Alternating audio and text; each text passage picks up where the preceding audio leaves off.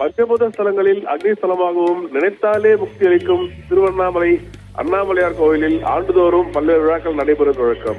இதில் குறிப்பாக ஆண்டுக்கு ஒரு முறை ரத சப்தமை முன்னிட்டு அண்ணாமலையார் கலசப்பாக்கத்தில் உள்ள செய்யாற்றில் தீர்த்தவாரி கொடுப்பது வழக்கமாக உள்ளது.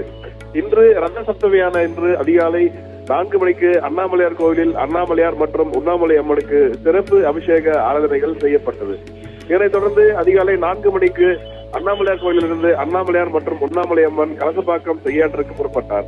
அப்போது நாயுடுமங்கலம் அடுத்த மலக்கோட்டிபுரத்து கிராமத்தில் உள்ள அண்ணாமலையாருக்கு சொந்தமான 42 ஏக்கர் விவசாய நிலம் உள்ளது.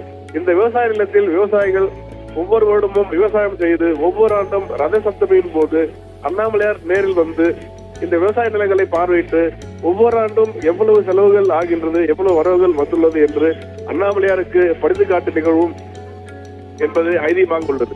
இந்நிலையில் இன்று தனம்கோட்டிபுரம் வந்த அண்ணாமலையார் தனக்கு சொந்தமான விவசாய நிலத்தில் பார்வையிட்டு அதில் விளைந்த நெற்பயிர்களை அண்ணாமலையாருக்கு கொடுத்து தீபாராதனைகள் நடைபெற்றது. இதனைத் தொடர்ந்து ஊர் பெரியவர் இந்த ஆண்டிற்கான விவசாய வரவு செலவு கணக்குகளை படித்து காட்டுவது குறிப்பிடத்தக்கது.